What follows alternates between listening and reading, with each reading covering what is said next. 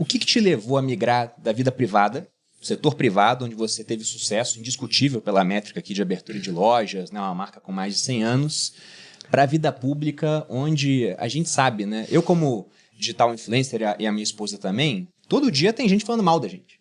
Com político é muito pior. Você pode fazer o certo e mesmo assim vai ter muita gente o tempo todo criticando, por melhor que seja a sua conduta. Por que você comprou essa briga? Bruno, acho que teve aí vários fatores. Um alinhamento de planetas. Não foi só um, não. Vamos recapitular aqui. Primeiro, eu fiquei 30 anos abrindo lojas, rodei mais de 2 milhões de quilômetros dirigindo, grande parte disso por Minas Gerais. Lembrando que apesar da empresa da família ser antiga, esse ramo foi um novo negócio que eu abri. Começou praticamente do zero. O ramo nosso sempre foi concessionária de veículos. Existe ainda, só que hoje o negócio de varejo é muito maior do que o de concessionária de veículos. E eu vi que tinha um potencial de crescimento, comecei a abrir, fiz de acordo com o perfil de Minas Gerais. Minas Gerais são 853 municípios, a grande maioria pequeno. Então, nós especializamos nesse tipo de negócio. Nós não temos loja em shopping, nós não temos loja em região metropolitana, nós temos loja em cidades de 10, 20, 30 mil habitantes.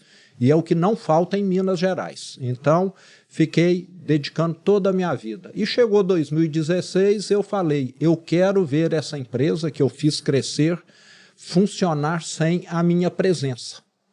Eu já vi muitas empresas, você também que acompanha negócios, começarem a sofrer porque já passou da hora do fundador, do acionista, passar o comando para uma geração mais nova e ele insistir em continuar. Eu acho que nós temos condição de contribuirmos muito, mas nós somos mortais. Sim. Então já vi muito empresário só deixar um negócio na hora de ir para o cemitério ou para o hospital. E eu não queria isso. Então fiz a minha sucessão em 2016, a empresa profissionalizada, com balanço auditado, tudo direitinho, e fui para o conselho de administração. Queria ter uma vida menos corrida, entendeu? Foi para a política. E tive no ano de 17. O ano meu de 17 foi um ano totalmente atípico na minha vida. Eu não estava nem o dia todo na empresa e nem dedicando a outra atividade. Estava estudando, tive a oportunidade de conhecer startups fora, ver como que funciona, está ajudando, contribuindo com a empresa de uma outra forma, que não lá no dia a dia, reunião, cobrança, relatório, viagem, deslocamento sem parar, e contribuir. E coincidiu no final de 17, o Partido Novo entrar em contato comigo. Nós queremos disputar a eleição para governador ano que vem, e queremos você contribuindo com o partido. Eu nunca gostei de política. Eu tinha até aversão. Eu ajudava a fazer a política de recursos humanos, os procedimentos, e uma das coisas que eu sugeri foi introduzida que era proibido entrar político na empresa para fazer campanha, para fazer qualquer coisa. Varejo você depende do seu João, da Dona Maria, do Joãozinho para poder estar vendendo, não depende de político. E eu sempre vi com péssimos olhos a política no Brasil. Então, a minha reação natural foi falar não. Você concorda? Eu ser chamado por uma coisa que eu sempre abominei, que eu nunca gostei, que eu considerava uma atividade semi-criminosa, mas esse não começou a ter um custo para mim, com a minha consciência. Eu acordava de noite e pensava, gente, eu sempre critiquei tanto o setor público, a burocracia do Estado, os políticos. Agora eu estou sendo chamado, posso contribuir com alguma coisa e não vou. Então, assim, aquilo me pesou, porque só criticar é fácil. Sim. Você mora no condomínio, você critica que o jardim está feio, que a piscina não está limpa adequadamente, que a pintura está não sei o quê, mas você não vai em reunião de condomínio, você não participa. Então, eu comecei a ficar naquela dúvida, mas antes de falar assim, eu fui numa psicóloga para ela me dar um atestado de sanidade mental. Eu comecei a duvidar que eu pudesse estar tendo alguma alucinação, alguma coisa assim. Fui, ela me entrevistou, conversou muito e falou, não, você está tudo bem, você está só muito indignado. Lembrando que lá em 2017 a gente estava vivendo pós-impeachment, petrolão, mensalão, mala de dinheiro, mais escândalo, corrupção do PT, não sei mais o quê. Ela falou, não pode ir. Igual agora, né? Não mudou tanta coisa assim. Mudou tanta coisa. 10 anos depois e pouca coisa mudou. E aí, mudaram algumas coisas. Eu fui com a cara e com a coragem. Eu falo que se aquela eleição de 2018 fosse esses grandes aquários que a gente vê com tubarão, teria lá alguns tubarões, que são os políticos de sempre, da política tradicional, com bastidões por trás, com apoio de centenas de prefeitos, milhões para gastar. E além desses tubarões, teria lá um lambari desse tamanho que seria eu. Entendeu? Porque eu estava num partido pequeno, desconhecido, sem recursos, o partido não usava recursos públicos, mas mesmo assim acabamos fazendo essa reviravolta. Então acho que o que me moveu foi inconformismo, foi indignação, lembrando que meus últimos 2 anos na empresa, 2015 e 2016, Bruno, eu tive de reduzir o quadro da empresa em 2.500 funcionários, devido à recessão. Sim. Você acompanha a economia, você sabe que a maior recessão da história do Brasil foi a de 2015 e 2016. E ali eu comecei a ver que não adianta você estudar muito, eu sempre fui bastante estudioso, não adianta você ser um bom profissional, não adianta você criar uma empresa boa se você está num país que está caminhando para ser uma Venezuela. O que vale qualquer empresa na Venezuela? Nada. Ninguém quer ir para lá. Um país onde só tem corrupção, não tem nenhuma previsão de nada. Então, em 2015 e 2016, eu acho que eu comecei a sentir.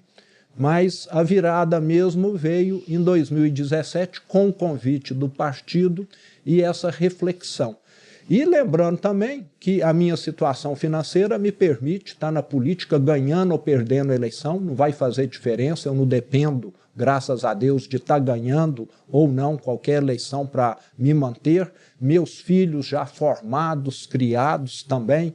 Outro ponto que acabou ajudando, eu separado, que eu acho que casado e fazer campanha é uma coisa complicada, sabe? Você passa a viver igual cigano, cada noite num lugar, porque na minha campanha de 2018, eu fui a mais de 200 cidades. Nossa. Numa campanha, a mais de 200. Rodei só no meu carro, sem considerar voos e carros de terceiros, que às vezes eu utilizei, mais de 70 mil quilômetros. Então é uma maratona. E para quem tem família, acaba sendo, às vezes, um obstáculo. Mas os filhos criados, separados, acabou que funcionou. Então estamos aí. E mostrando que é possível fazer uma política diferente. 70 mil quilômetros só na campanha? Só na campanha. Que foram quantos meses? 10 meses. 10 meses. 7 mil quilômetros por mês, dá 220 quilômetros por dia. Não é nada demais, não. Concorda? Mas não é pouco também, não. Não é bastante. Tá pensando no carro, todo dia? No carro da Malu. Você tem 40 mil quilômetros rodados em 4 anos. Em 4 Ah, mas olha só, esse é um carro bom para vender, hein? No dia que tá você for vendo? vender, O pessoal sabe. Tá vendo? No dia que você for vender, você lembra de mim. E aí eu botei a venda. Tá vendo? É um ótimo que é um carro híbrido no episódio. Falou, pô, híbrido pode dar problema. Não conta, amor. A gente tá aqui vendendo carro. E o que você notou assim de grande diferença do funcionamento do setor privado para o setor público, assim, as principais? E eu também queria saber se a experiência com o varejo te ajudou, porque eu gosto muito quando eu conheço executivos que passaram pelo varejo, porque as margens são sempre muito apertadas. Tem que fazer milagre. Então, se o cara não tá atento a custo, daqui a pouco vai para o negativo, entendeu? E aí, quando esse cara chega numa empresa com uma margem ótima, ele fala, caramba, né? É outra vida. Mas eu queria saber se você conseguiu trazer os ensinamentos do mundo privado para o público e aplicar realmente. Você falou muito bem, né? As empresas de varejo têm uma margem mínima. Tanto é que se você pegar as varejistas de 30 anos atrás, poucas estão aí hoje. Acho que 90% sumiram. E várias que estão capengando. E inclusive está numa época muito difícil.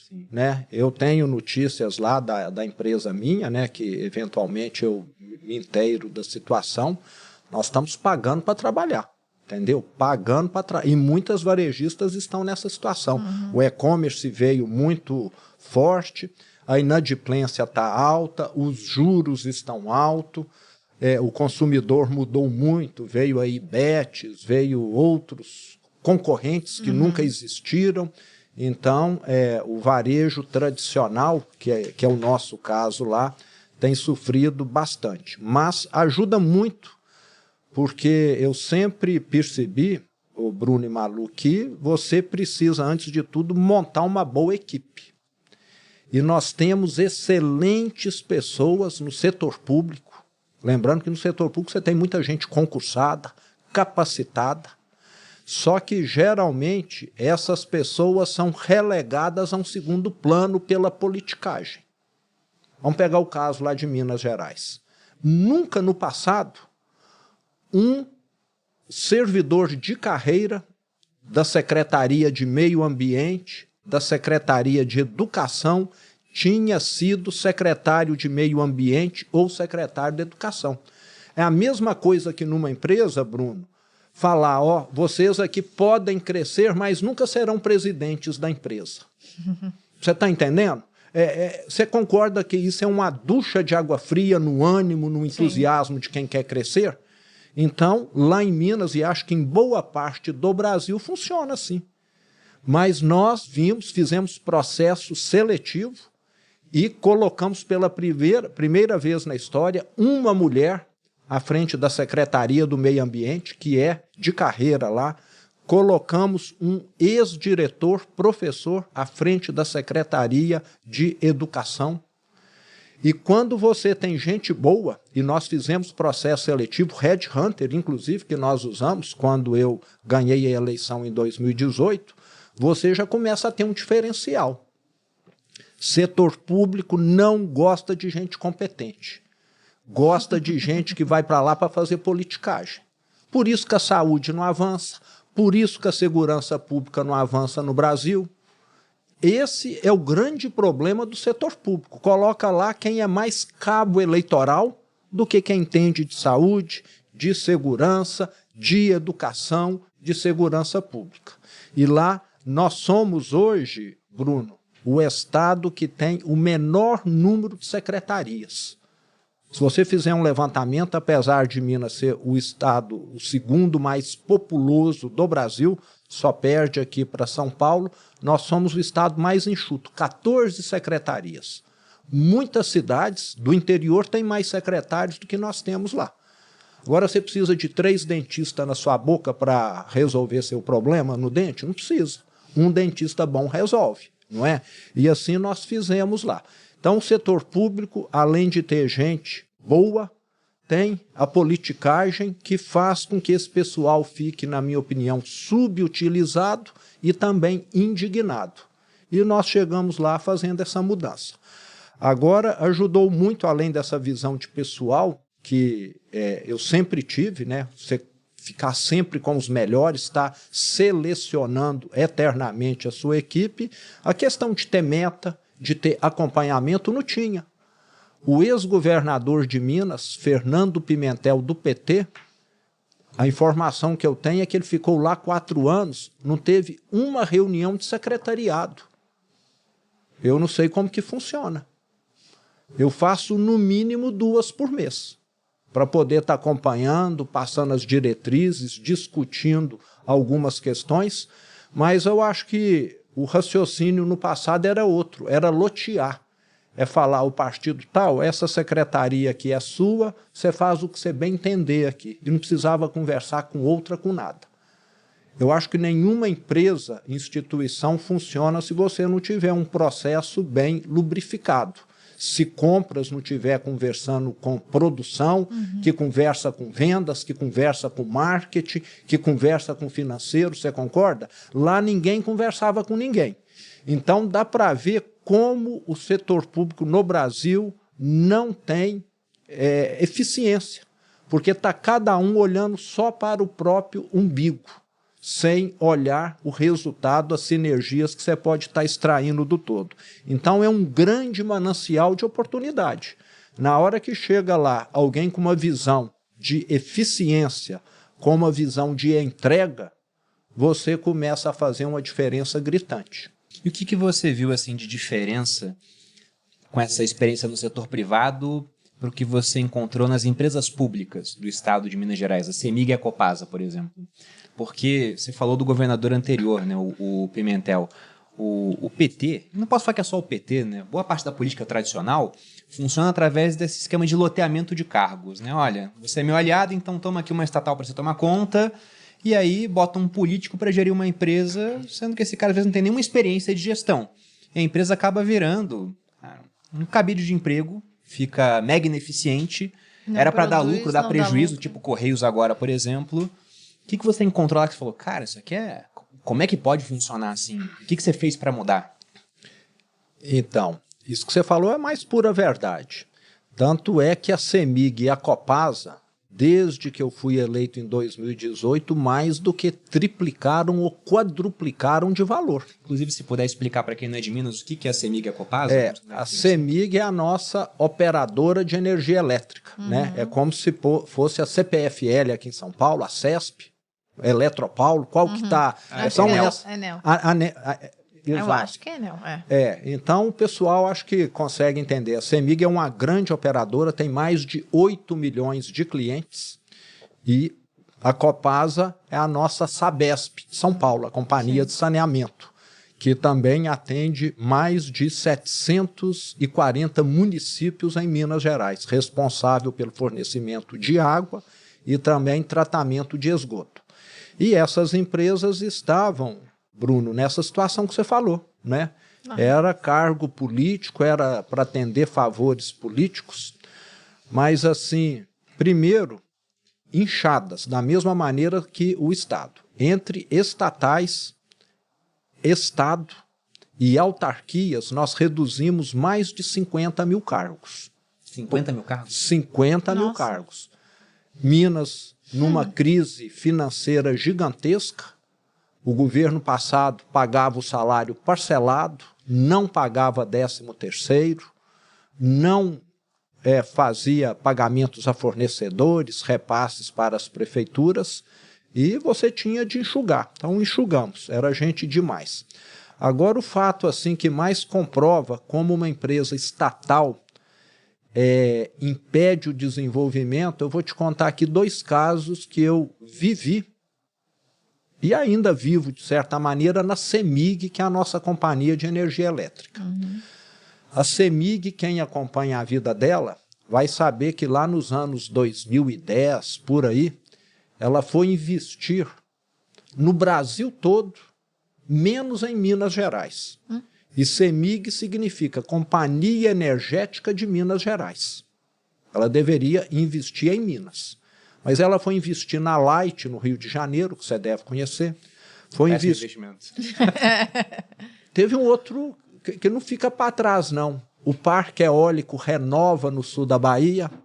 Esse pediu falência ou recuperação judicial. Belo Monte e Santo Antônio, lá no Nortão. Todos desastre em termos de investimento.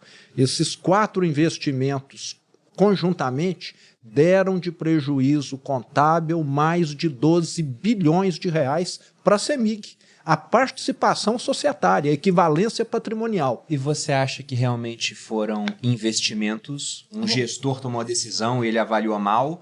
Ou foi troca de favores, tipo fundos de previdência comprando CDBs do Banco Master, porque provavelmente alguém estava ganhando por fora, né? Alguma corrupção. Nessa época eu não acompanhava a política, mas que foi investimento ruim, foi. E foi também, na minha opinião, projeto de politicagem. Eles queriam transformar a CEMIG numa Eletrobras 2, falando, agora a CEMIG vai ser grande, vai atuar em todo o Brasil, que isso vai ajudar aqui no meu projeto político de ex-governadores. Lembre de quem você quiser aí, entendeu? Então, era um projeto político. E com isso, sabe o que aconteceu? Além da CEMIG ter tido esse prejuízo superior a 12 bilhões nos balanços, teve ainda o sucateamento de toda a infraestrutura de transmissão e distribuição em Minas.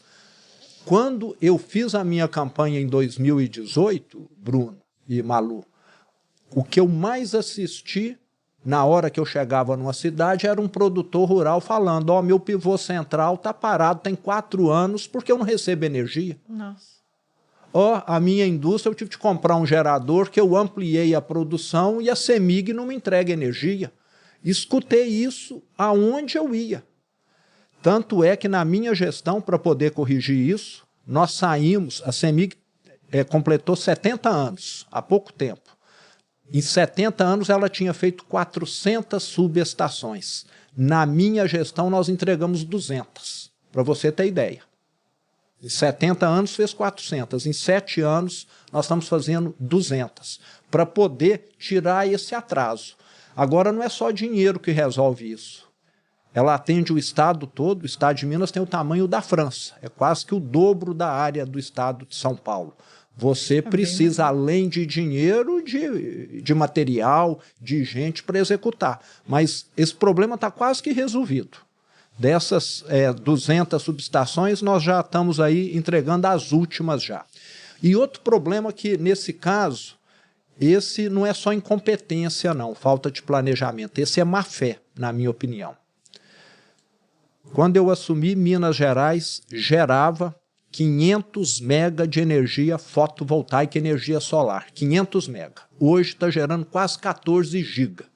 Multiplicou por 28 a quantidade. De 500 mega para 14 giga. 28 vezes mais. Isso significa que nós colocamos dentro de Minas Gerais uma Itaipu praticamente, que é a capacidade de uma Itaipu. Mais de 85 bilhões de investimentos privados que essas usinas levaram para Minas. Isso está tudo pulverizado. São centenas, milhares de pequenas usinas esparramadas em todo o estado. Mas antes isso não acontecia. Você sabe por quê? Porque a CEMIG só autorizava a construir uma usina solar quem era amigo do rei.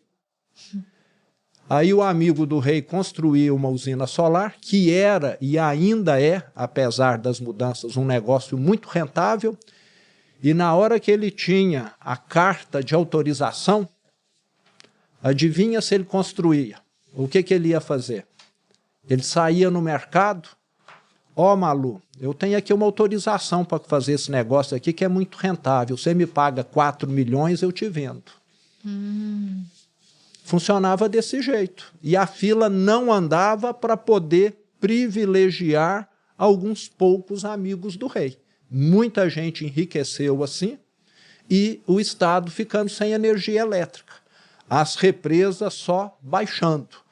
Quando eu entrei, colocamos um CEO novo na CEMIG, escolhido por Headhunter, passou por todo esse processo, e uma das coisas que eu exigi dele foi um mapa de Minas na internet, que está lá até hoje, qualquer um pode consultar, onde é possível ter conexão. E aí teve esse boom de investimentos.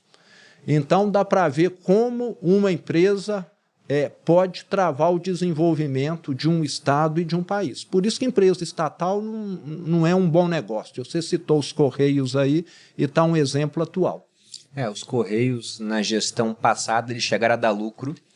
Eles estavam para ser privatizados em uma época que ia ter gente querendo comprar. Agora. Só que isso não aconteceu, o lucro virou para prejuízo e é muito difícil o Correio agora ter valor como era no passado, porque você tem toda uma infraestrutura que foi criada pelos concorrentes privados, que investem muito mais, porque eles têm lucro e usam lucro para reinvestir. O Correio tem prejuízo. E aí, para poder sanar nesse problema dos Correios, o que vai acontecer? O Estado vai capitalizar os Correios. Então acaba que o nosso dinheiro de impostos, em vez de ir para educação, para segurança, vai para salvar os Correios. Vai colocar num negócio que não é um bom negócio hoje em dia. Que não é um bom negócio. Aqui no grupo a gente tem 9 negócios diferentes, né? Então eu falo que a minha tarefa, junto com os diretores do grupo, é alocar bem os ativos. Se tem um negócio que gera muito mais resultado, ele recebe mais dinheiro em comparação com o outro que não gera resultado. Aquele que não gera, a gente fecha muitas vezes. Já na gestão pública, o que acontece aqui tem um negócio que está gerando pouco resultado. Não, dá mais dinheiro. Dá mais dinheiro. É. Em vez de matar o negócio. Exatamente, é que eles não têm dinheiro, não têm recurso, eles culpam isso. Então vai, enfia dinheiro e o negócio não vai pra frente. Mas é inacreditável que o negócio que dava lucro agora virou dá pro tanto prejuízo. Então, pouco E tempo. o Correios, como você falou, valia um dinheirão aí, há 10 anos atrás, há 8 anos atrás, né? Quando se cogitou de privatizá-los. Hoje eu acho que ninguém quer nem de Ninguém graça. quer, Pois é. Já tem todo um passivo. O que, na sua opinião, na sua gestão ao longo desses 2 mandatos lá em Minas, foi uma decisão acertada, mas foi muito impopular na época e com o tempo se provou correta? Ó, lá em Minas teve um populismo sem tamanho. E isso atrapalhou muito o Estado. Então, lá atrás, um governador falou, eu vou congelar o meu salário, o salário dos meus secretários. E quando eu assumi, um secretário de Estado de Educação, que tem 200 mil funcionários na equipe, Minas Gerais nós temos aí cerca de 3.500 escolas. São 200 mil funcionários na educação. Um secretário de Estado de Educação ganhava menos do que praticamente todos os secretários municipais de educação do Estado, que tem 853 municípios.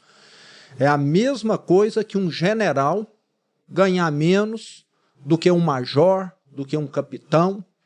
Não faz sentido. Você concorda? Sim. E ninguém tinha coragem de corrigir isso lá em Minas Gerais. E eu corrigi. Aí falaram, esse governador está aumentando o salário, o Estado quebrado. Agora, como que você leva gente competente? Alguém vai querer ser promovido a general se como major ele ganha mais? Você fala, me deixa aqui como major, não é? Só que antes, não é que ganhava pouco, não. Antes eles tapeavam o povo, arrumando outros cargos dentro das estatais, das subsidiárias, entendeu? Então, a bem da verdade era isso. E eu gosto muito, Bruno, e acho que você também, de transparência. Se eu tenho aqui um secretário, o salário dele é esse, é o salário correto que todo secretário no Brasil ganha, da Bahia, de São Paulo, do Rio de Janeiro, do Rio Grande do Sul, não é diferente, e em vez de falar que ele ganha lá um pouquinho e por fora ele está ganhando não sei mais quanto em conselho fiscal, em conselho disso, daquilo, etc. Então criticaram muito, lembrando que eu sou um político antissistema, eu sou o que mais recebe crítica, porque tudo que está errado na política eu critico, eu questiono. Se fosse para fazer igual, eu ia ficar lá na minha zona de conforto, você concorda? Está cheio de gente para fazer igual aos políticos de sempre. Eu estou na política para fazer diferente. Então, tivemos esse reajuste que foi certo, isso já tem 3 anos aproximadamente, então o pessoal, de certa maneira, já absorveu isso também, e é o correto. Porque eu tinha lá secretário que estava fazendo papel de voluntariado. O que ele ganhava, às vezes, dava para ele pagar o combustível e o almoço dele. Você está entendendo? Aí ele ia falar, não, é melhor. Eles até ficaram alguns anos trabalhando, alguns deles, como voluntário lá, ajudando a resgatar o Estado, vamos dizer, por patriotismo mesmo. E eu, desde o início, sempre dou o meu salário, principalmente para a paz, entendeu? Tenho essa postura, eu assumi quando fui candidato que eu doaria o meu salário enquanto o funcionário público de Minas não recebesse em dia. Mas depois de 3 anos coloquei o salário em dia, os pagamentos todos em dia, e mesmo assim continuei doando. E ainda criticaram que eu estava aumentando o meu salário. Se você doa o seu salário, que benefício que você tem na hora que você aumenta?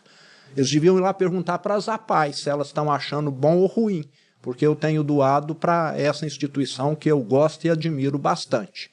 Então, agora, crítica no setor público eu já acostumei e faz parte. No setor privado tem, no público muito mais, porque todo mundo, ali você não tem concorrente. Eu falo que no setor privado você tem concorrente, não é? No setor público você tem algo mais forte, é adversário. É gente que quer te detonar, mesmo que para isso a população esteja perdendo.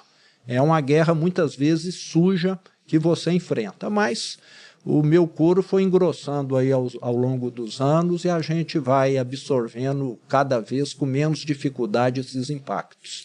Quando eu era mais novo, eu ficava pensando, caramba, acho que é muito injusto isso dos políticos receberem salários, deviam ser pessoas voluntárias para fazer isso, né? Só que depois eu fui amadurecendo e vendo que realmente sem uma remuneração boa você não atrai gente boa. Hoje, nós conhecemos algumas pessoas que eram parlamentares em âmbito estadual ou federal e que não pretendem se reeleger. Porque o cara, durante 4 anos, abriu mão de muito dinheiro que ele poderia ganhar no setor privado. Fala, cara, não compensa no final. E olha que ganha quando bem, a pessoa faz de forma honesta e não tá ganhando, né? Exatamente, né? Porque Exatamente. se você entra e começa a participar do jogo da política, aí você ganha bastante dinheiro de forma errada. Eu tenho secretários nessa situação. Alguns que já saíram falaram, governador, eu contribuí aqui 3 anos, 4 anos e já dei a minha contribuição, agora eu vou para o privado, porque lá eu vou ganhar 4, 5, 6 vezes ou até mais do que isso. Eu tenho hoje, eu posso te afirmar, um secretário de saúde que é médico, ele está lá no governo ganhando muito menos do que ele ganharia como médico. Está lá como um voluntário, mais ou menos como eu estou, entendeu? Porque acredita que pode contribuir, a saúde em Minas está tendo um avanço extraordinário com a gestão dele também. E você acha que você conseguiria fazer, Zema, pelo Brasil, aquilo que você fez por Minas, de pegar um estado que estava com as finanças muito ruins, melhorar esse panorama, dar mais eficiência, a ponto, inclusive, de ser reconhecido pelos mineiros, né? Porque não é fácil se reeleger no primeiro turno. Você acredita realmente que dá para mudar o Brasil? Com toda certeza. E eu quero aqui lembrar, Bruno, que Minas é um estado bem complexo. Minas, 853 municípios, o estado do Brasil que mais tem municípios. Minas tem uma parte que é igual ao Nordeste, não sei se você conhece o norte de Minas ou não, ali se fala igual baiano, com sotaque da Bahia. A zona da mata nossa, a região de Juiz de Fora, é igual ao Rio de Janeiro. Juiz de Fora já vi algumas vezes. O sul de Minas aqui, igual São Paulo. Igual São Paulo. Né? E o Triângulo Noroeste ali, igual Goiás, que é a minha região. Então, nós somos um estado, talvez nenhum outro no Brasil seja tão heterogêneo em diversidade cultural, diversidade ambiental. Nós temos Caatinga e temos, igual São Paulo aqui, que daqui a 100 quilômetros aqui já é o sul de Minas. Então, é um estado mais difícil de administrar. E nós pegamos um estado arruinado. Quando eu assumi, em 2019, Bruno, na primeira semana como governador, a minha sala fica no 4º andar. Na hora que eu olhei na janela, tinha ali umas 500 pessoas, 500 prefeitos, fazendo manifestação, querendo receber aquilo que o governo do PT tinha roubado deles. Repasse de ICMS, de PVA, recurso da educação, do Fundeb e também da saúde. Nós tivemos prefeitos em Minas que adoeceram, que renunciaram e até que suicidaram. Caramba. Porque eles não recebiam aquilo que eles tinham direito. Então os prefeitos lá gritando, com trio elétrico, com megafone, queremos o que é nosso. Então uma situação assim muito difícil mesmo. E nós provamos, depois de 7 anos, que dá para reverter esse quadro caótico. E é com gente competente, como eu te falei, com meta, com acompanhamento. Nós não tivemos um escândalo no meu governo, não tivemos corrupção. Fui criticado recentemente agora por causa de um voo que eu fiz, que eu atrasei. Sabe por que eu fui criticado? Porque nós damos transparência. Tudo que eu gasto hoje, qualquer equipamento que eu uso do Estado como uma aeronave, no mês que vem está no portal da transparência de Minas Gerais. O que o presidente gasta e utiliza, daqui 100 anos o seu tataraneto vai ficar sabendo. Talvez, entendeu? Então tem uma diferença brutal aí. E você que é do mercado sabe que boa gestão rima com transparência. Porque na hora que você é obrigado a prestar contas, você vai fazer o melhor e vai fazer o correto. Concorda? Então, lá em Minas nós fizemos esse avanço e é isso que o Brasil precisa. Saímos de um déficit na época do PT de 11 bilhões para um superávit em 24 de 5 bilhões de reais. Nossa. Menos 11 para mais 5. Com isso, o Estado voltou a ter condição de investir na saúde. Eu recebi um cemitério gigantesco de obras abandonadas. Na hora que o PT acabou com o dinheiro, ele parou tudo quanto é obra no Estado, tudo depredado. O hospital que estava quase pronto, todo mundo carregou luminária, ar-condicionado, cabo. Você precisa de ver que tristeza. Concluímos tudo. E eu vou entregar para o meu sucessor daqui a poucos meses um canteiro de obra em andamento, grande, e com um detalhe, com um recurso depositado em conta para ele poder concluir a obra. Linha 2 do metrô de Belo Horizonte ficou 22 anos sem ampliar o metrô de Belo Horizonte. Há 22 anos, Belo Horizonte não crescia 1 metro o metrô. Nós vamos entregar 7 estações novas. Rodoanel Metropolitano de São Paulo está concluindo agora. Está faltando só o licenciamento ambiental para essa obra acabar. 5 bilhões a primeira etapa dela. Duplicação Belo Horizonte, Ouro Preto, Mariana. Duplicação Belo Horizonte, Brumadinho. E muitas outras obras que estão lá. Tudo já no menu, tudo planejado e tudo com dinheiro, que é sempre a grande restrição no setor público. Então, é possível sim. Agora, nós precisamos no Brasil de gestão e não de politicagem. Então, lá em Minas, nós provamos, dá para tirar o Titanic do fundo do mar, sim. E nunca teve um empresário dirigindo no Brasil, um empreendedor, você concorda? Advogado, não tenho nada contra os advogados, mas acho que já teve advogado demais. Sei que teve médico, inclusive o Juscelino era médico também. Por que não podemos dar oportunidade para um empreendedor, para quem gerou emprego, para quem consegue pensar... Empresa não precisa de turnaround de vez em quando, uma chacoalhada? Eu acho que o Brasil está precisando também. Concorda? O Brasil tem andado com freio de mão puxado há muito tempo. A grande questão é que aí, lá em cima, você vai passar pelo Congresso, que é um grande problema. Eu não uma sei grande se barreira, se talvez. o governador ele tem mais poderes do que um presidente tem, comparando assim os executivos, né, o federal e o estadual. Mas a gente pode falar que o nosso modelo democrático tem ficado cada vez mais caro, né? Porque o executivo tem que negociar o tempo todo com o legislativo. Disfuncional, né? Aqui, se fosse uma empresa, é como se a área de marketing tivesse indo lá e dando piti na área de TI, na área de recursos humanos. Esse Supremo aí, eu acho que ele podia recomendar fechar o Banco Central, fechar a Polícia Federal, e ele assume tudo. Ele sabe de tudo, não sabe? Pelo jeito, né? Ele sabe fazer mais política monetária do que o Banco Central, ele sabe investigar melhor do que a Polícia Federal, não é? Está se metendo em tudo. Ele está se intrometendo em tudo. Também, né? Legislando também, fecha o Congresso também, legisla também. Então, acho que eles podem tudo, né? Nós temos ali uma instituição única no mundo, né? Que consegue fazer de tudo. Mas então, supondo aqui, Zema, você foi eleito presidente. Por onde você começaria a mudança do Brasil? Qual você acha que é o problema nevrálgico assim, que deveria ser o primeiro a ser atacado entre os vários que existem, né? A gente pode falar que, olha, estamos com 1 trilhão de déficit nominal, quando você pega o primário mais os juros da dívida. A gente é um país de produtividade estagnada desde a década de 80, praticamente. A Previdência passou por reforma há pouco tempo, mas vai ter que ter reforma novamente no futuro. Educação, a gente está nas piores posições em exames internacionais, a gente está em segundo no ranking dos países nem, perdendo só para a África do Sul. Tem uma lista grande para ser citada aqui, mas o que você acha que é o primeiro a ser atacado? Ô Bruno, eu não acredito assim em bala de prata, né? Que um problema atacado resolva a situação do Brasil. Você precisa atacar em várias frentes. Mas nós temos um problema que, na minha opinião, tem efeito dominó sobre diversos outros. E na hora que você corrige esse problema, você automaticamente começa a corrigir outros. Eu falo que lá em Minas, quando nós assumimos, o Estado estava num círculo vicioso. Falta de dinheiro significava escola em má situação, merenda ruim, aluno que não tinha interesse de ir na escola, e na hora que você começa a ter dinheiro, você melhora a estrutura da escola, melhora a merenda, o aluno passa a querer frequentar a aula.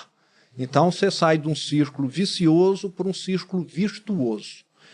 E o Brasil, na hora que você corrigir essa questão da gastança do governo federal, acho que você que acompanha a economia vai concordar comigo, você começa a corrigir uma série de outros problemas. Os grandes números hoje eu acho que são uma dívida do governo federal de 8 trilhões de reais, juros de 15% sobre 8 trilhões significa 1 trilhão e 200 bilhões por ano de pagamento só de juros, sem considerar todas as outras despesas, porque nós temos um governo perdulário, gastador, que não tem nenhuma responsabilidade com o futuro. E uma dívida que está caminhando para ficar incontrolável. Quem está no mercado financeiro sabe disso. Na hora que entrar um governo falar, aqui nós vamos ser sérios com gasto, aqui todo ano, se a inflação for 3%, eu só vou deixar a despesa aumentar em 2%, nós vamos melhorar as contas, essa taxa de juros cai no mínimo pela metade. Vai cair para os seus 7%. Sempre tenho conversado com economistas aí. Na hora que uma taxa de juros dessa cai, o gasto com juros do governo vai cair de 1 trilhão e 200 bilhões pela metade. Vai sobrar só aí 600 bilhões por ano. Sobra aí só 2 bi por dia. Vai começar a sobrar para o governo federal. Então, com isso, você, além de melhorar as finanças públicas, você também tem um impacto gigantesco no setor privado. Tem muita empresa hoje que tem máquina velha, que precisava ser substituída, que está disposta a investir, mas o financeiro lá fala, não dá para financiar com essa taxa de juros.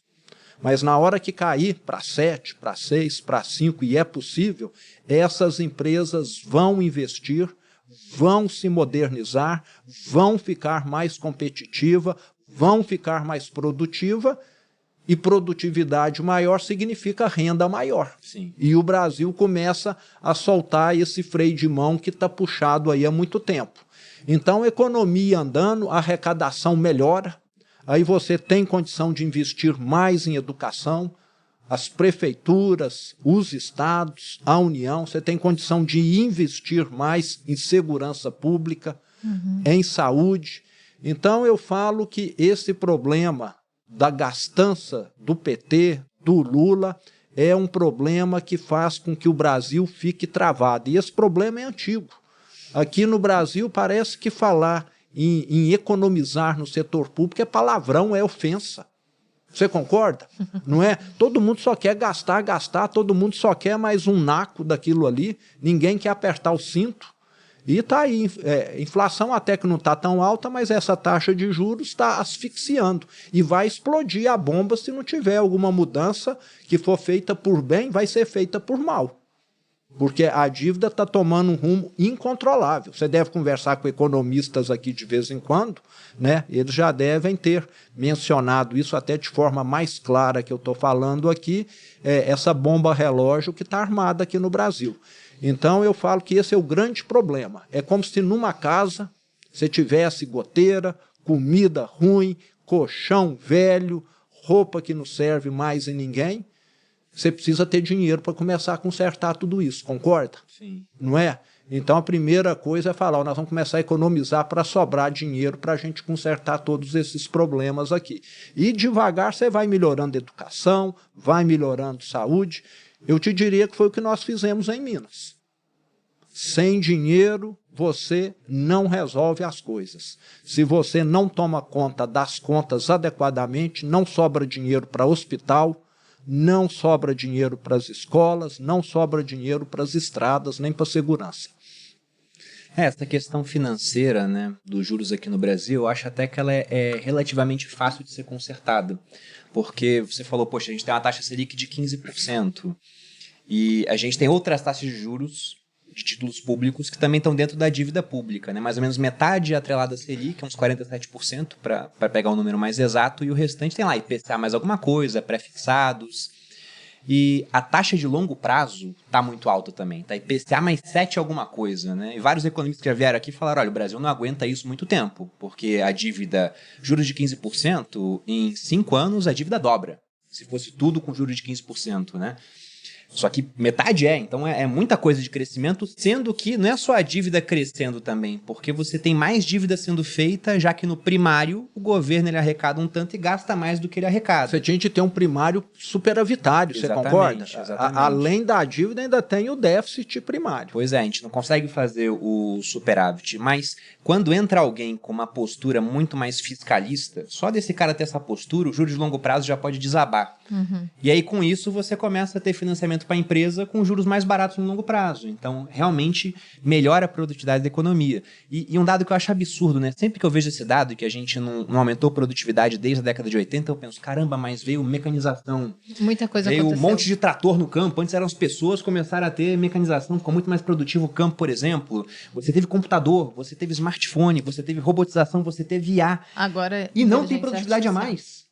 Como é que pode isso, né? O campo é mais produtivo, mas se lá está crescendo a produtividade e no final a gente não cresceu, quer dizer que está decaindo. Então. Exatamente, em vários outros pontos a gente não conseguiu produzir mais. E isso é bizarro, porque o tanto de tecnologia que foi agregada, né? E se tem uma regra que a gente pode colocar no mundo, é que se você dá tecnologia para o homem, ele produz mais.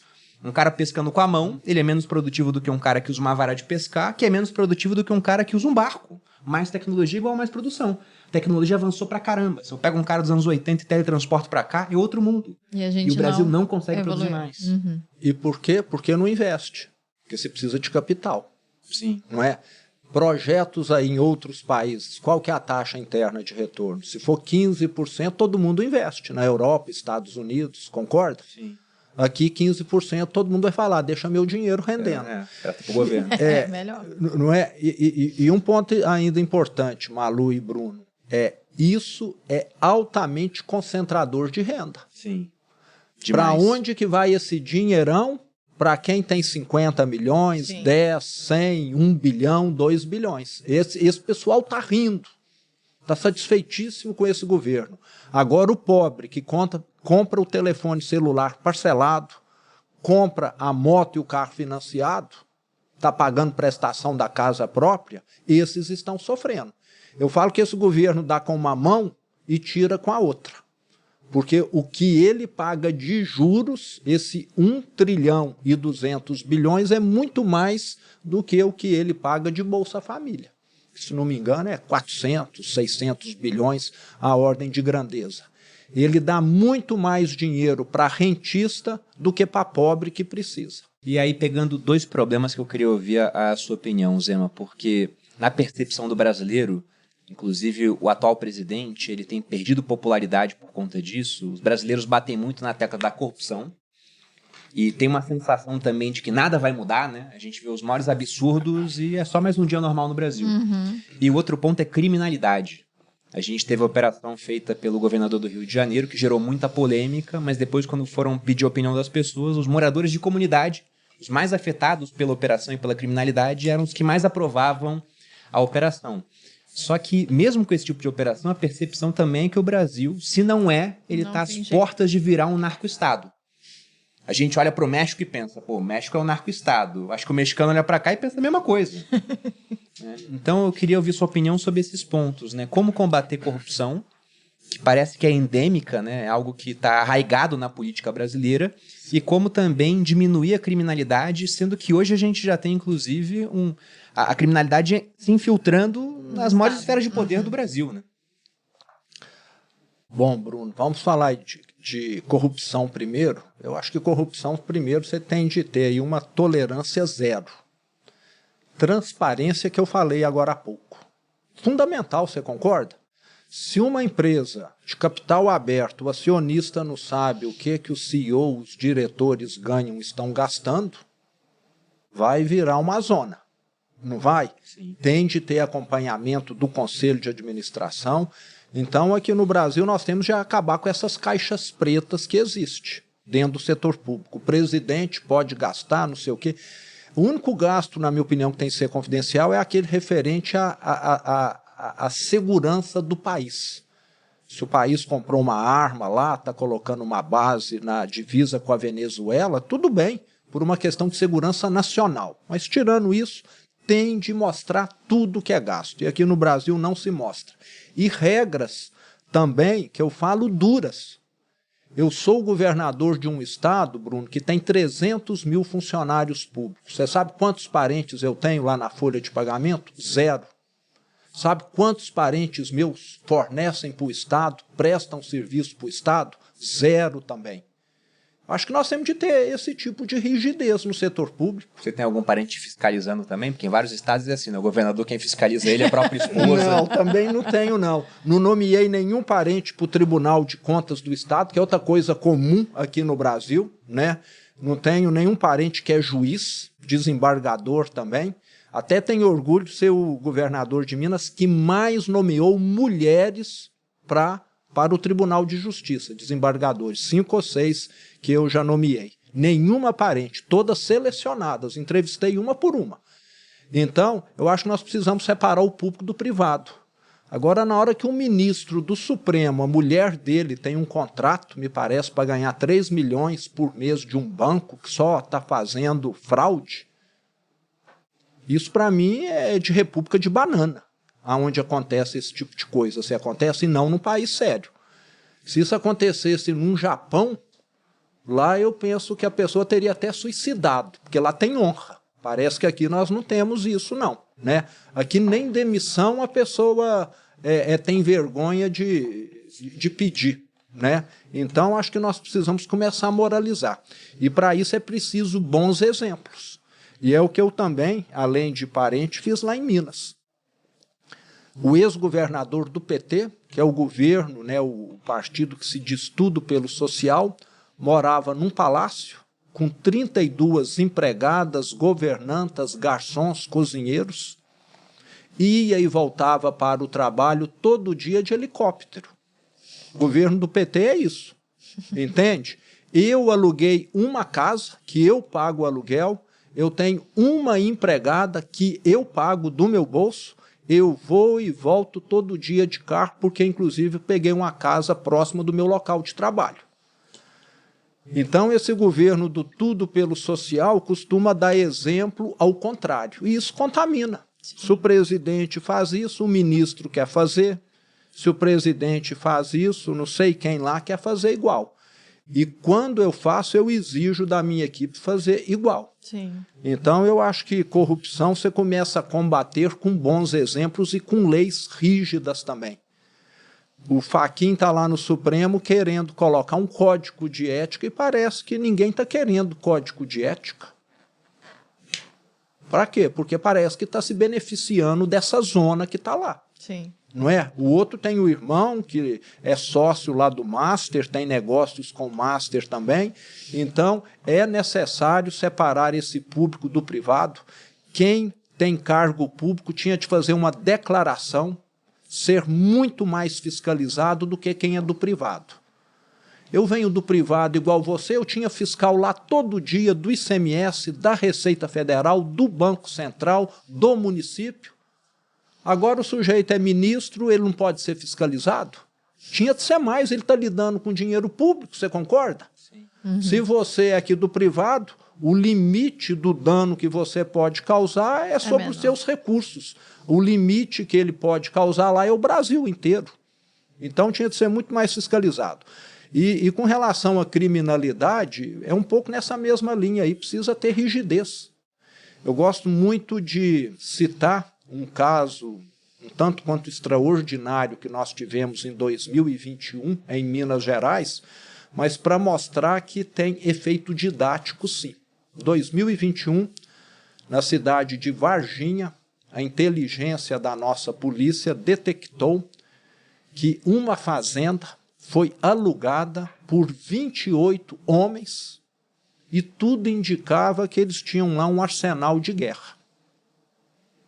A polícia foi lá dar uma averiguada e foi recebida a tiros. Resultado final, 28 criminosos mortos. Quando você atua dessa maneira, parece que você começa a deixar o recado claro. Não venha fazer novo cangaço aqui. Esse pessoal é especialista em explodir agência bancária, caixa eletrônico, utilizar escudo humano. Põe uma pessoa em cima do capô para fazer essas ações de forma que a polícia não atire, porque é como se tivesse ali um refém. E, desde então, sabe o que aconteceu com essas ações do novo cangaço em Minas? Em 2016, nós chegamos a ter 260 ocorrências desse tipo de ação. O ano passado, nós tivemos uma. Então, na hora que você deixa claro, aqui o crime será punido, aqui o crime não será tolerado, você dá um recado para o bandido. Agora, quando você tem um presidente que fala que bandido é vítima da sociedade, aí ele se sente, eu acho que, muita vontade para estar atuando, e é o que tem acontecido no Brasil.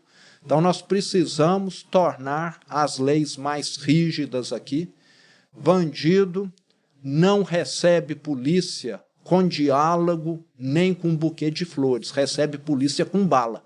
E na hora que a polícia revida, tem gente que critica. E lugar de bandido, pelo que eu sei, é na cadeia.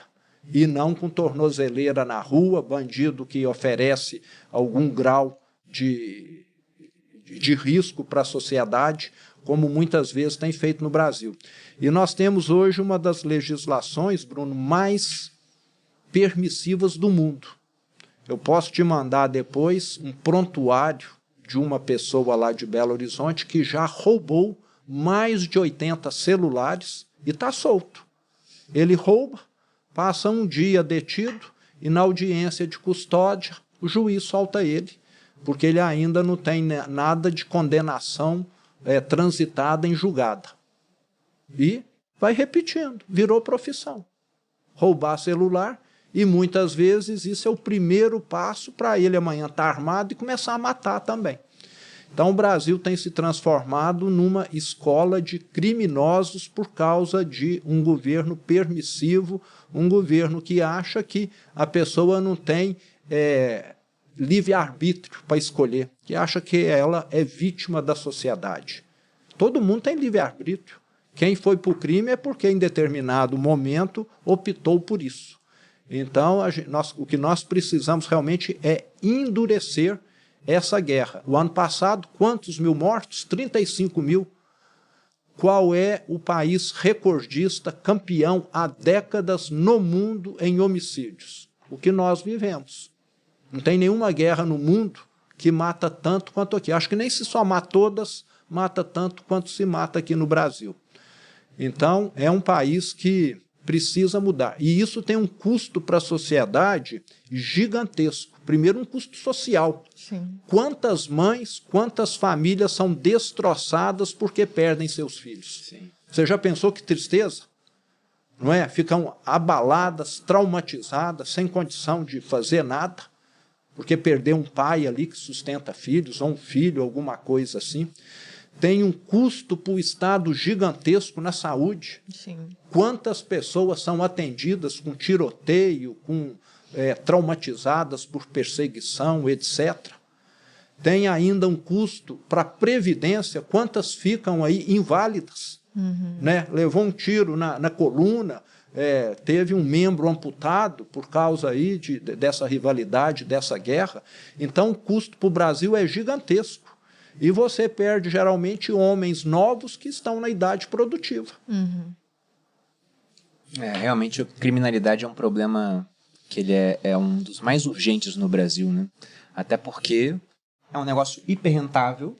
Vai saber se não estão comandando o país dos bastidores. Porque eu falei outro dia, né? O que o Vorcaro fez com alguns bilhões mostrou que não é tão caro assim comprar um país. Será que... E aí, a minha sogra falou, pô, ele é um cara inteligente, né? Eu falei, não, ele foi pego. Inteligente mesmo é o cara que faz isso, não é pego, ninguém conhece, temos entendeu? aí vários que a gente E não está vários, sabendo. devem estar por aí. O Madoff foi mais inteligente do que ele, que levou uns 40 anos para ser pego, não foi? O dele foi o quê? Uns 8? Eu não sei quanto tempo demorou. O Madoff, ele caiu por causa da crise de 2008. O mercado caiu, o pessoal queria o dinheiro de volta e não tinha para todo mundo. Mas né? eu acho que ambos eram meio que pirâmide financeira, não é? É que um montou com CDBs e o outro era um serviço de rentabilidade lá, mas era um esquema parecido até, se você pensa. E o Madoff foi uns 40 anos, não foi? Que ele ficou lá. Eu não sei se foram foi no 40, Brasil, não, isso? Estados Unidos. Foi o maior esquema de pirâmide do mundo, né, o do Madoff.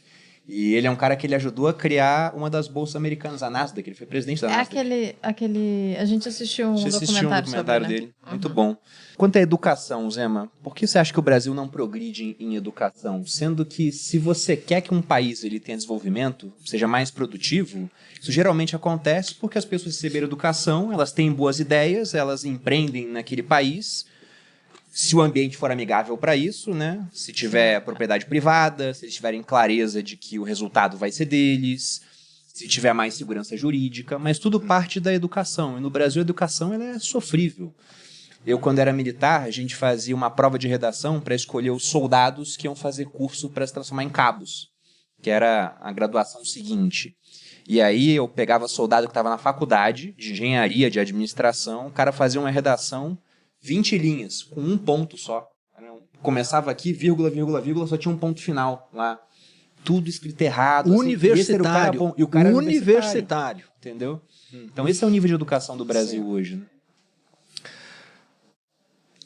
Bruno, se fosse fácil, alguém já tinha corrigido. Mas eu que estou lá à frente do governo de Minas há 7 anos, né, nós avançamos na educação. Como eu comentei aqui, reformamos mais de 2.500 prédios escolares, reformas grandes. Você precisa ter uma estrutura física boa. Nós temos lugares no Brasil, em Minas acho que isso já não existe mais, em que as pessoas têm aula num lugar totalmente improvisado. Parece que você está convidando o aluno para não ir, né? Ele assentar em caixote. Né? Primeiro, acho que você precisa ter toda essa infraestrutura. E colocamos o Wi-Fi em tudo, CFTV para questão de segurança, uma merenda que eu faço questão de almoçar quando vou no interior, que não é muito diferente da minha casa. Para você ter ideia, o PT, em 2018, investiu em merenda escolar 20 milhões. O ano passado nós investimos 470. De 20 para 470. Dá para ver como que não tinha qualidade nenhuma antes. Você multiplicar por 23 vezes um orçamento com merenda, quer dizer que se serviu uma porcaria. E era verdade.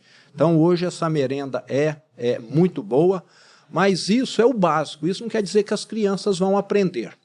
O que nós precisamos, e você que vem aí de Forças Armadas, de um mundo militar, sabe muito bem, e que falta nas escolas do Brasil, se chama disciplina, se chama aprender princípios. No Brasil, o que nós temos hoje, eu converso muito com algumas professoras, são alunos que às vezes de famílias mais humildes, que até recebem Bolsa Família, e a professora fala, não vem. Na hora que a mãe é alertada que ela pode parar de receber Bolsa Família, aí ela começa a se preocupar um pouquinho.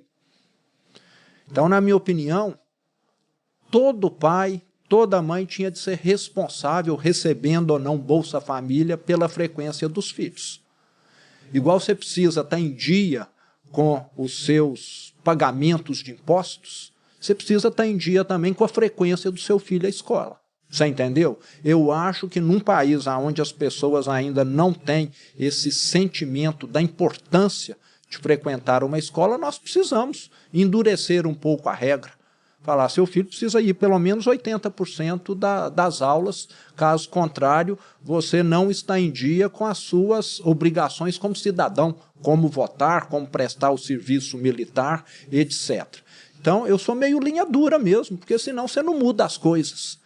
Tem pai que está aí só bebendo, só não sei o quê, se drogando, mãe só não sei o quê, e não quer saber de filho. Se colocou um filho no mundo, você tem obrigação. Se você não quer, passa para o avô fazer, então, para sua mãe, para o seu pai. E outro ponto, nós precisamos mudar a estrutura, a forma que muitos sindicatos atuam na educação. O ano passado, lá em Minas, nós queríamos escutar. Vou deixar muito claro aqui, fazer audiência pública para implantação de escola cívico-militar no estado todo. E lembrando, essas escolas só serão colocadas onde você tem diversas escolas estaduais, Aí você pega 3, 4 ou 5 e transforma uma delas em cívico-militar. Então, quem não gosta de escola cívico-militar, tem a outra lá, continua funcionando. Nós vamos transformar 5, 10% das escolas em cívico-militar. Aonde você só tem uma numa cidade pequena, essa não vai sofrer mudança. E sabe o que aconteceu? Sindicato dos professores entrou com uma ação para não ter audiência pública. E conseguiram, no Tribunal de Contas do Estado, que não tem nada a ver com educação, uma decisão para não deixar escutar. Mas, graças a Deus, essa semana nós revertemos essa situação na justiça comum, entendeu? Vamos escutar. Eu sei que muitos pais, muitas mães, alunos e até professoras querem que a escola seja cívico-militar. Vai ter dentro dessa escola um militar acompanhando, vai fornecer disciplina, vai fornecer noções de moral, de civismo, que nós precisamos no Brasil. Não adianta você saber muita matemática e agir para montar um banco master, você concorda? Você está dando uma chave. Melhor nem saber, você concorda? Ser um analfabeto, que aí não teria feito tanto prejuízo assim para um país como o Brasil. Então, nós temos formado aqui pessoas que muitas vezes não sabem, como você falou, e às vezes até que sabem, mas que vão para o lado errado. Então, o sistema educacional precisa de uma mudança de mentalidade. A esquerda tomou conta. Não sei se você, de vez em quando, vai falar em universidade. É um dos ambientes, geralmente, onde você mais vê que está ali o pessoal só criticando quem trabalha, só criticando quem investe. Você é explorador, você está destruindo o meio ambiente, mas está todo mundo de carro, está todo mundo de telefone celular, como se aquilo ali não demandasse minério de ferro, aço, que foi extraído de uma mina, né? Uma alienação total do mundo e só criticando tudo. E só favorável a esse Estado paternalista e não a quem precisa se qualificar e ter princípios morais. O problema do Brasil, além dessa questão estrutural do ensino, vai muito para a questão cultural, né? Moral mesmo.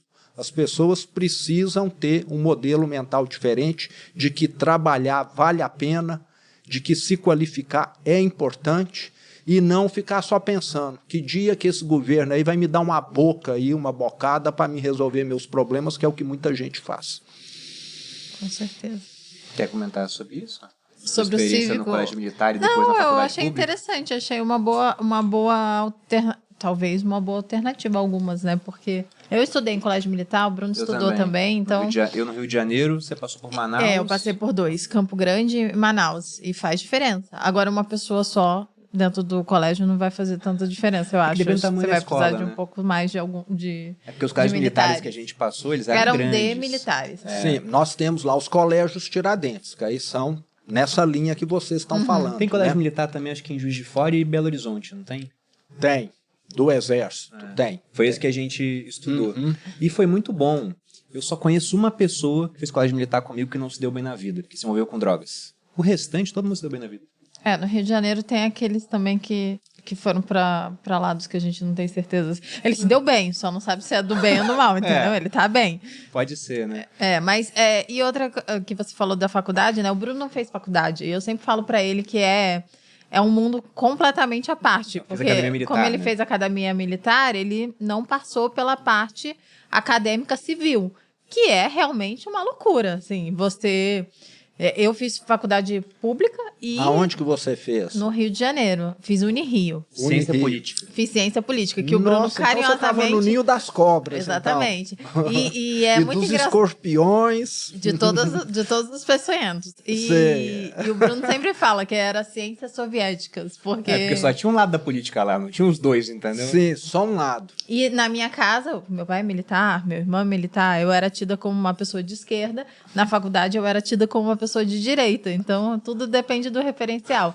E, de fato, não tem espaço para a direita na faculdade pública. E eu fiz faculdade há 10 anos, 15 anos, quanto faz? Faz muito tempo. Faz bastante tempo. Faz bastante tempo. E naquela época já era assim, imagina agora... Acho que tem uns 10 anos de formada já. Que o negócio tá muito pior. E só piorou. Só piora. Tudo pichado, só bicho louco lá, não é isso? Nesses lugares aí. De vez em quando aparece aí na... ambiente. Um ambiente... aqui em São Paulo também tem, né? Então, é loucura. E não é com esse pessoal que nós vamos construir um país do futuro, você concorda? Não vamos de jeito nenhum. O problema é que isso tem se reproduzido. Né? Uma geração substitui outra e o país não avança. E Zema, você acha que a sua candidatura seria uma terceira via frente a um quadro polarizado? Porque a gente tem, de um lado, né, na esquerda, o Lula, e acho muito difícil que não seja ele a concorrer, né? Mas, ou alguém que ele coloque lá, vamos colocar essa hipótese menos provável. E na direita, o nome mais forte hoje, o Tarcísio já se isentou da participação na eleição, seria o Flávio Bolsonaro. Atualmente, né? As coisas podem mudar. E aí você surge como um candidato também de direita. Por que você acha que você deveria ser o candidato principal, digamos assim, para um segundo turno, provavelmente contra o Lula, alguém indicado por ele? Bom, eu estou conversando com o Bruno, que eu acho que entende de negócios que você acompanha, né? Instituições aí. No Brasil, Bruno, nós sempre tivemos, acho que até governadores e principalmente presidentes que sempre vieram do meio político. Na minha opinião, nós precisamos aqui de um turnaround, como eu comentei, né? De uma virada de chave, de alguém que venha com uma visão de gestão, alguém que venha com ideias novas. Lá em Minas, nós mostramos que eu fui eleito governador de Minas em 2018, sem nunca ter sido vereador, prefeito, deputado estadual, federal, sem nunca ter disputado uma eleição. E muita gente apostava que aquele governo não ia dar certo lá em Minas. Mas tem hora que o que nós precisamos é oxigenar o sistema e não continuar o sistema. Dar uma chacoalhada no sistema. E, na minha opinião, o Brasil precisa dessa chacoalhada.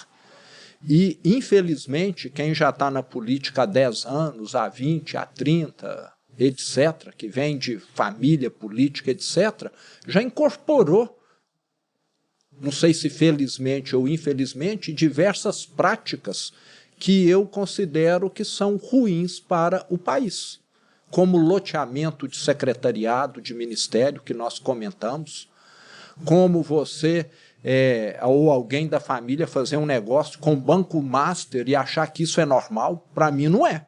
Você está entendendo? Ou você gastar dinheiro público a rodo e achar que você não tem de prestar conta, para mim também não é normal, não. Entendeu? Então, eu acho que a gente precisa de uma pessoa que venha com esse modelo mental, com esse mindset diferente para a política. Porque, caso contrário, vai continuar acontecendo o que sempre aconteceu. Nós temos aqui bons políticos, com bons desempenho, mas a grande maioria deles vem com esse modelo já que a gente sabe que é dar continuidade ao que já se provou que não é bom para o Brasil. Perfeito. Não sei se eu consegui explicar. Não, conseguiu, na minha opinião, sim. Você tem mais uma pergunta? Não. Bom, tem muita coisa para ser perguntada, né? Mas tem um horário aqui, limite do podcast. Então, Zema, só agradecer. Foi ótimo recebê-lo aqui, espero que volte mais vezes, desejo boa sorte na campanha. E se quiser passar um recado final para a audiência, fica à vontade. Eu acho que é a primeira vez, e olha que eu já dei muita entrevista, que eu sou entrevistado por um marido e mulher. Parabéns, Estamos eu não aqui me lembro de... O programa já existe há 5 anos. Acho que vai completar 5 anos. 5 anos. É uma raridade isso, viu? Eu acho que é difícil encontrar. Parabéns, Obrigado. Os dois, muito bem preparados. Mas eu espero ter contribuído aqui com o debate, até uma coisa que eu não comentei, que eu quero contribuir muito na minha pré-campanha e campanha, com o debate, que eu vou trazer ideias novas, como essas que eu falei aqui, transparência, tudo que você gasta você tem de mostrar. Para que o cartão de crédito do presidente não pode ser mostrado? Ele está gastando meu dinheiro e o seu, concorda? Não é? Tem de ser mostrado. Por que quem voa com ele ou nos aviõezinhos que nós pagamos o combustível, ninguém pode ficar sabendo? Um ministro pegar aviãozinho, jatinho para assistir jogo de futebol? Se ele gosta de futebol, o problema dele, não é? Eu moro numa cidade que fica a 5 horas de Belo Horizonte. Eu nunca usei o avião do governo para ir lá com finalidade particular. Eu vou de carro. Eu falo, eu não vou gastar dinheiro do mineiro para ir lá na minha casa. Se eu tenho compromissos lá na região, até o avião desce lá e me deixa. Então, acho que a gente precisa ter essa responsabilidade com o dinheiro público, igual nós temos com o nosso. Então, isso para mim é fundamental, fico indignado com muita coisa que acontece no Brasil e acho que eu vou ter a oportunidade de estar mostrando nesses próximos meses aí. E agradeço muito ter tido esse momento aqui com vocês, parabéns aí pelo programa, muito sucesso e bom saber que nós temos aqui 2 estudantes militares. Sim. Acho que até que por isso que estão indo tão bem assim, que sabe que não tem solução mágica. Precisa ter disciplina, precisa ter plano de longo prazo, nada melhora do dia para a noite, não é isso?